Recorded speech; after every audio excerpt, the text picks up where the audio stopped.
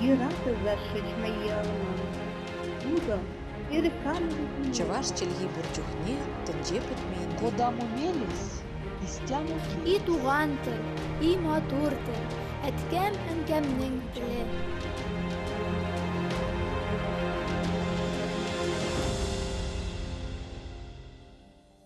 Исәнмесез, сіз Татарстан 24 каналында туған тел тапшыуын қарайсыз. Сізнің білән мен Гөлүсә Сыңғатуллина. Бүгінгі тапшу Татарстан Республикасы музейлары, оларның барлыққа келу һәм яшәешләре, мақсатлары һәм милли заңны үстерүдәге өлешләре, тарихи кыйммәтләре хакында. Музей бір қайшан да үлми торган тірі тарих ул дигән Аяз Гыйләҗев. Bunlar бәйләнеше үткән тарихыбызны онытмау, киләчәк турында кайгырту, туган төбәккә, туган телгә мәхәббәт тәрбияләүдә халкыбызның бай рухи мирасын, гырыф-гадәтләрен киләчәк буыннарга җиткерүдә музейлар зур роль башкара. Музейларның сихри көче бар. Олар тарихны саклыйлар һәм киләчәк буыннарга җиткерәләр. Музейдагы кечкенә генә экспонат та зур вакыйганы күз алларга, әби-бабаларыбызның тарихын онытмаска ярдәм итә. Бүгінгі көндә Татарстан Республикасында 400-дән артык музей барлыгы билгеле. Казанда барлыгы 34 дәүләт музее, берничә иҗтимагый һәм шәхси галерея эшли. Шуларның иң зур һәм иң күп профильлесе Татарстан Республикасы Милли музее. Музей 1985 елның 5 апрелендә Казанда ачыла. Ул Россия Федерациясе һәм Татарстан Республикасының архитектура һәм тарихи истәлеге булып саналган Кунак сарай бүлмәсендә урнашкан. Әлеге бина 1800-1815 елларда архитектор Емельянов проекты буенча төзелә. 1995 елда музейның 100 еллык юбилее уңаеннан архитектор Козлова тарафыннан төзекләндерелә. Милли музей республиканың ире гомум милли кыйммәткә ия булган фәнни тикшеренү һәм мәдәни оешмасы. Экспозициясенең нигезендә танылган археолог, тарихчы, коллекционер Андрей Федорович Лихачевның шәхси тупланмасы ята. Бүгінгі көндә музейның 800 берәмлектәге фонды төбәк, республика табигаты, Идел Урал Россия халкының тарихи тематикаларын чагылдыра. Табигат фәннәре, археологик, этнографик, культурологик, тарихи, әдәби, музыка юнәлешләре буенча эшчәнлек алып бара. Бүгінгі Шәрік клубы Татар театр тарихының мультимедиа комплексы. Оның бинасы 1907 елда түзелә башлый. 1910 елда түзелеп бітіп, Шәрік клубы бирегә күчә. Клуб үзе 1906 елда уйышкан була, шуңа ул эшчәнлеген биредә дәвам итә. Шәрік клубы гомумән нәрсә булган соң? Монда татар яшьләре җыела торган булганнар. Сәнгать белән кызыксынган, иҗат ішінде янган, ижат дип дөрләп янган яшьләр җыела торган булган әлеге клубка. Язучылар, шагыйрьләр, музыкантлар, композиторлар, шулай ук театр эшлеклеләре. Менә алар шулай бергә җыелып, үзләренең иҗат җимешләре белән уртаклаша торган булалар. Гапләшкәннәрдер дә инде мөгаен һәм менә шул сөйләшүләр нәтиҗәсе булып яңа иҗат җимешләре тугандыр дип уйлыйм мин. 100 елдан артык вакыт үткәч, әлеге бинага үзенең беренчел функциясе кайтарыла. Димәк, бирегә кабат яшьләр җыелачак, татарның иҗади шәхесләре бер йодрык булып тупланачак. Нәрсәгә дә миңа ышанып әйтә алам, чөнки безнең икенче катта сәхнә бар һәм бер 50-60 кеше сыярлык зал бар. Димәк, монда безнең төрле иҗади очрашулар, миңа калса мастер-класслар, камерный спектакльләр кую мөмкинлеге дә булыр дип уйлыйм мин. Биредәге һәр нәрсә инновацион технологияләр белән сугарылган. Мисал өчен, менә бу урында телефонны QR-кодка куясың да, экранда видео язма пайда була. Бу безнең интерактив өстәл. Әлеге өстәлгә шушы рәсемнәрне куйгач, без татар театрын тудыруда зур өлеш керткән 5 шәхес белән таныша алабыз. Ассаламу алейкум, таныш булыйк. Мин Габдулла Кәриев. Чын исемем Миңлебай Хәйруллин. Шәрік клубында татар театр тарихын өйрәнергә теләүчеләр өчен барлык мөмкинлекләр дә бар, хәтта вакыт елгасы да. Әлеге елга безнең 1887 елда бүгенге көнгә чыга. Бу елгада төрле шәхесләр, артистлар, режиссерлар, драматурглар, композиторлар урын алган һәм шулай ук этапный спектакльләр, татар театр тарихында бик зур өлеш керткән шәхесләр әйткәнчә, һәм дә инде мәсәлән төрле шундый мөһим еллар. Безнең театр беренче тапкыр чит илгә гастроль белән ничәнче елда чыкты икән. Шундый мөһим әйберләр дә әлеге вакыт елгасында чагыла. Тагын безнең шундый үзлегебез дә бар әле. Менә уң кул белән суга таба үткәрәбез икән, елгабыз тизрәк ага башлый. Әгәр дә инде без сул кул белән уңга таба үткәрәбез икән, елга үзенең агышын кирегә кайта. Шул рәвешле, әлеге вакыт елгасы ярдәмендә без татар театрының мөһим елларына, мөһим даталарына тукталып үтә алабыз. Икенче катка менүгә исә безнең интерактив спектакль каршы алды.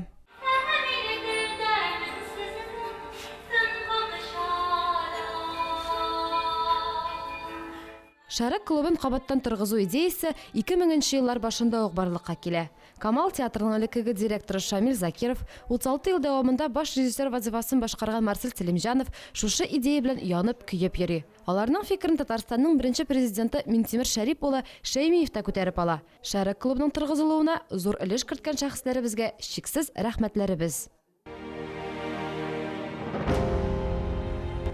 Казан музейларын барлауны дәвам итик. Шәһәребезнең бизәге булган Казан кирмәне Татарстанның федераль әһәмияткә ия тарихи мәдәни мирасын чагылдыручы музей тыюлык. 2000 елны Казан кирмәне ЮНЕСКО Бөтендөнья мираслары исемлегенә кертелде. Кирмән территориясында татарларның һәм Татарстан Республикасының дәүләтчелек тарихы музей-мемориаль комплексы, Идел буе ислам мәдәнияте музее, Россиядә бердән-бер дәүләт Эрмитажы филиалы, Казан Эрмитаж үзәге, Хәзинә милли сәнгать галереясы, Бөек Ватан сугышы музей-мемориаллары урнашкан. Татарстанның тарихи яктан зур әһәмияткә ия булган музейлары арасыннан беренчеләрдән булып Яңарыш фонды программасы нигезендә төзекләндерелгән Зия Утрау шәһәрчеге музей тыюлыгын һәм Болгар дәүләт тарихи архитектура музей тыюлыгын атарга кирәктер. Зия Утрау шәһәрчеге Татарстанның Яшел Үзән районы Зия авылында урнашкан дәүләт мәдәният оешмасы. Биредәге экспозициялар Утрау шәһәрчекнең оешуыннан алып 20нче гасыр башына кадәрге административ, иҗтимагый, икътисади, мәдәни үсеше, җирле халыкларның кәсепләре тарихы белән таныштыра. Зия Утраучыгы гаҗәеп шәһәрчек. Тыюлыкта күп санлы борынгы рус архитектурасы, православие һәм тарих һәйкәлләре сакланган. Дәүләт сагында 37 мәдәни мирас объекты тора. Аларның 19-ы федераль, 18-ы төбәк дәрәҗәсендәге әһәмияткә ия. Музей фондында 33398 саклау берәмлеге исәпләнә. 20220 археология табылдыклары, 1356 декоратив гамәли сәнгать әйберләре, 1134 нумизматика һәм башка экспонатлар. Археология тупланмасында Зия елгасы ярында табылган һәм югары дымлы климат булу сәбәпле бүгенге көнгә кадәр сакланган күп санлы балчык эшләнмәләр, акча, агач һәм күн әйберләр тупланган. Сәнгать тупланмасында тормышлары һәм иҗатлары Зия шәһәрчеге белән бәйле булган рәссамнарның дистә еллар дәвамында тапшырылып килгән эшләре урын алган. Габдулла Тукай әдәби музейында бик күп төрле чаралар үткәрелә. Иң беренче безнең инде тәкъдим иткән мероприятие дип әйтгәндә бу экскурсия безнең Габдулла Тукай әдәби музей буенча татар, рус һәм инглиз телләрендә без тәкъдим итәбез һәм безгә бу эштә безнең менә шушы роботыбыз да булыша. Ул роботның исеме Апуш. Ни өчен Апуш? Чөнки Габдулла Тукайны кичкенә вакытында балалар үзара Апуш дип йөрткәннәр һәм без дә инде үзебезнең роботыбызны яратып аңа Апуш дигән исем куштык. Аның башында түбәтәе дә бар, ул безнең татар егете. Габдулла Тукай әдәби музее урнашкан бина халык телендә Шамил йорты дип атала. Аны 19-нчы гасыр ахырында кызына бирнә булсын дип беренче татар сәүдәгәре Ибраһим Аппаков төзеткән. Тукайның иҗади тормышы иске татар бистәсендә кайнаганга, әлеге бинаны аңа багышлап музей итәргә карар кылганнар. Бу залда без Габдулла Тукайның бөеклеге турында сөйлибез, аның иҗатының әһәмияте турында сөйлибез. Һәм менә безнең бу залда инде интерактив әйберләр дә бар. Глобус иң беренче, бу глобуста Габдулла Тукайның булган урыннары сурәтләнгән. Глобусның тирә-ягында безнең менә шундый электрон порталлар урнаштырылган. Монда Габдулла Тукай сайтына керергә мөмкин. Күбрәк аның турында информация алырга мөмкин. Аннан безнең электрон китапханәбез бар. Монда Габдулла Тукайның китапларын ачып, рус, татар телләрендә укырга мөмкин. Монсы безнең Габдулла Тукай дөнья картасында дип атала. Безнең Казанда гына түгел бит инде, Мәскәүдә, Санкт-Петербургта, башка шәһәрләрдә, хәтта чит илләрдә дә Габдулла Тукайның иҗатын яратучы, аны өйрәнүче җәмгыятьләр бар. Бу электрон киоск исә вакыт шкаласы дип атала. Сүрәтләргә басып, кайсы чорда ни булганы белән танышырга мөмкин. Габдулла Тукайның әтисе дә, бабалары да, бөтенесе дә мулла булганнар. Мулла киеме янында менә шундый борынгы таяк тора. Бу таяк Шакир мулланың, Габдулла Тукайның үги әтисенеке, чөнки әнисе Мөхәммәд Гариф мулла үлгәннән соң икенче кешегә кияүгә чыга, Шакир муллага. Һәм менә бу таяк сезнең каршыгызда. Таякның тышында гарәп хәрефләре белән гыйбарәләр язылган. Янәшәдә Коръән китабы бу. Коръән китабы Габдулла Тукайның бабасы Зиннәтулла хәзрәтнеке. Әнисе дә үлеп киткәннән соң берникадәр вакыт Габдулла шушы бабасы гаиләсендә тәрбияләнә. Һәм еш кына бабасының укуында менә шушы Коръән әһәңнәрен тыңлап утырырга ярата кичкенә вакытында. Тукай музейында кыйммәтле ядкәрләр саклана. Мисал өчен, шагыйрьнең әнисенең шәхси әйберләре дә бар. Бу Габдулла Тукайның әнисенең комганы, Биби Мәмдүдәнең аңардан сакланып калган бердән-бер истәлек Биби Мәмдүдәнең комганы.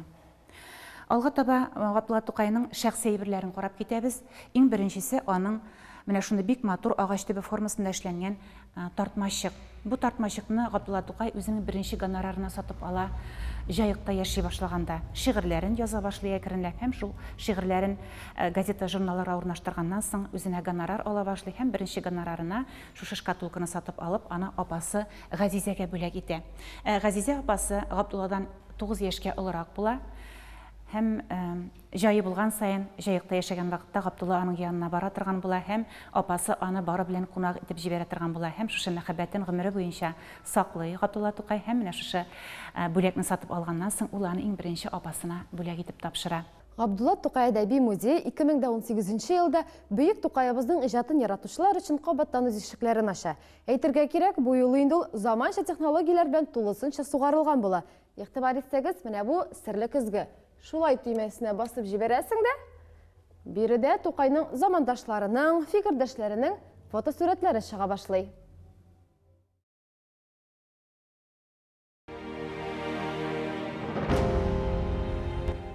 Татар милләте өчен аеруча да мөһим булган һәм изге саналган Болгар шәһәренең тамырлары Алтын Урда дәүләте чорына ук барып тоташа.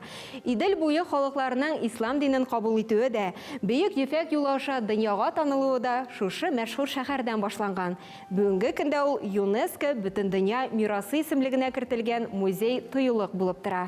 Музей фондларында археология истәлекләре, нумизматика, этнография әйберләре, сынлы сәнгать, скульптура әсәрләре, гамәли сәнгать эшләнмәләре, фоторәсемнәр, документлар урын алган.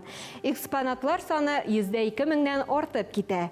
Тыюлык территориясендә табылган кайбер әйберләр Мәскәү дәүләт тарих музеенда, Санкт-Петербург дәүләт Эрмитажында, Татарстанның берләштерелгән дәүләт музеенда, Финляндиянең милли музеенда саклана. Казан шәһәренең Иске Татар бистәсендә сәүдәгәр Вафа Бикаев йортында урнашкан Чәкчәк музее иң үзенчәлекле милли музейларның берсе. Музейда кыскача Казан шәһәре һәм татар халкы тарихы белән таныштыралар. Чәкчәк һәм башка татар ризыклары турында сөйлиләр. Шулай уганда элеккеге татар авылы йорты интерьеры күрсәтелә. Ахырда кунакларны самавыр чәе, чәкчәк, бавырсак, как белән дә сыйлыйлар. Кыскасы, ул татарларга хас булганча кунакчыл йорт.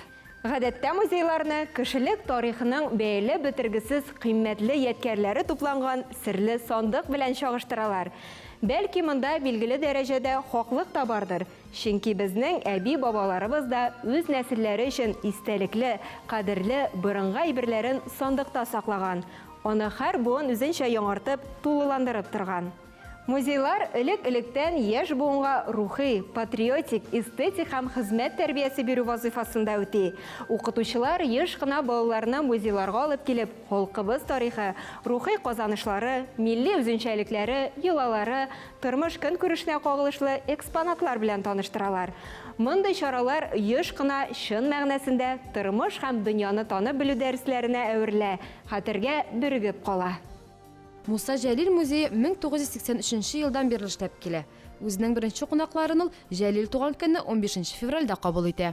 1940 елның сентябрь айыннан алып Муса Жәлил үзенең гаиләсе белән, гаиләсе дигәндә инде ул тормыш иптәше Әминә ханым һәм кечкенә кызы Чулпан белән шушы каршы якта урнашкан 28-нче фатирда яшәгән. Аңарчы Муса Жәлилнең тормышы Казан шәһәре белән әлбәттә инде бәйле булган. ул 5 елга якын гомерен безнең шәһәребездә уздырган. Инде барлык тыңлаучылар да беләләрдер, шагыйрь үзе Оренбург өлкәсендә, Мустафа авылында дөньяга килгән. 12 елга якын гомере аның Мәскәү шәһәре белән бәйле. Инде 1939 елның башында Муса Җәлил икенче тапкыр Казанга күченеп кайта. Күченеп кайтуның төп сәбәбе опера һәм балет театры ачылу була.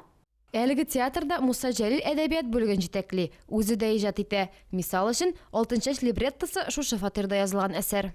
39 елның апрель айында Язучылар союзына рәис итеп тә сайлыйлар. Инде шул ук елның декабрь айында аны Казан шәһәр советы депутаты итеп сайлыйлар. Күрәсез, биредә шагыйрь шундый югары дәрәҗәле эшләрдә эшләгән. Әлбәттә, инде ул үзенең иҗатын да туктатмаган. Бик күп шигырьләр, инде критик мәкаләләр дә язган. Инде Бөек Ватан сугышы башлангач шушы йорттан үзе теләп фронтка киткән. Кызганычка каршы аңа сугыштан әйләнеп кайту бәхете тәтеми. Бу торак йорт аның соңгы фатиры санала. Без инде музейда килүчеләргә экскурсиялар гына сөйләп калмыйбыз. Бездә музей дәресләрдә үткәрелә. Бездә инде төрле язучылар, шагыйрьләр һәм башка танылган шәхесләр белән очрашулар, кичәләр дә уздырыла. Һәм менә бу ел, агымдагы ел, Муса Җәлилнең тууына 115 ел туу елы иде. Һәм ул шулай тәңгәл килде республикабызда туган телләр һәм халыклар бердәмлеге елы дип игълан ителде. Муса Җәлил, Муса Җәлилнең шигырьләре дөньяның 56 теленә тәрҗемә ителгәннәр. Уйлап карагыз әле, татар телендә генә язган шагыйрьнең шигырьләре дөньяның 56 теленә тәрҗемә ителгәннәр. Һәм инде менә шушы 2 датаны берләштереп әйтик, Муса Җәлилнең 115 еллыгын һәм инде Татарстанда туган телләр һәм халыклар бердәмлеге елы күз алдында тотып, без үзебезнең музейның социаль шелтәрләрдәге битләрендә, белгәнегезчә инде менә шушы пандемия аркасында, шундый вазгыять аркасында музейның берникадәр эшчәнлеге социаль шелтәрләргә дә күчте. Моабит дәфтәрләреннән шигырьләрне пост буларак элеп барганнар. Безнең музейга килгән кешеләргә алар нинди телдә тыңларга телиләр, безнең экскурсияны 2 дәүләт телендә дә сөйлибез. Татар телендә икән, татар телендә, рус телендә сөйләргә дип сорыйлар икән, рус телендә. Һәм хәтта әле рус телендә сөйләгән экскурсиялар вакытында да Муса Җәлилнең шигырьләре татар телендә яңгырый. Аның туган телендә, ул иҗат иткән телдә яңгырый. Бу да инде менә татар теленә азмы күпме кызыксындыру уята торгандыр. Димәк, шушы шигырьләрне татар телендә укыганнан соң рус аудиториясе красиво звучит дип әйтәләр. Бер сүзен аңламасалар да, шагыйрьнең язган телен алар инде тоемлыйлар, сүзләрен аңламасалар да.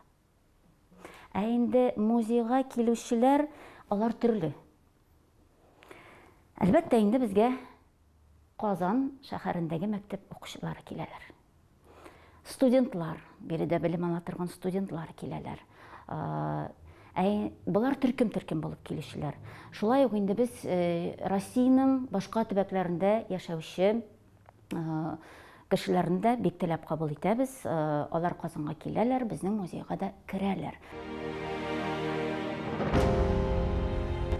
Күрүебезчә, Татарстаныбызда нинди генә музейлар юк. Аларның һәр кайсы мәдәниятне, милли үз аңны үстерүгә, тарихи, рухи кыйммәтләрне саклауга үзләреннән бәйләп бетергесез өлеш кертәләр. Сер түгел, бездә халык музейларга агылып йөрми. Тик аларның кыйммәтен бәйләүчеләр һич шиксез белемле, зәвыклы кешеләр. Шуңа да үзебездә музейларга йөрү гадәтен тәрбияләргә тырышсак иде. Шушының белән тапшыруыбыз ахырына якынлашты. Без бүген Татарстан Республикасы музейлары, аларның барлыкка килүе һәм яшәешләре, максатлары һәм милли үз аңны үстерүдәге өлешләре, тарихи кыйммәтләре хакында сөйләштек. Музейларга яңа экспонатлар, кызыклы ачышлар, күзләрендә кызыксыну очкыны янган кешеләр килүен, татар мәдәнияте рухи байлыкларының арта баруын һәм чәчәк атуын телибез. Сез Татарстан 24 каналында туган тел тапшыруын карадыгыз. Сезнең белән Гөлүсә Сыңгатуллина булды. Сау булыгыз, Киләсе очрашуларга кадәр. Рада завершить мои романы. Ну да, и рекламу. Чуваш челги бурчухне тенже путмейнде. Кодаму мелис, истяму И туган тел, и матур тел, әткәм әнкәмнең теле.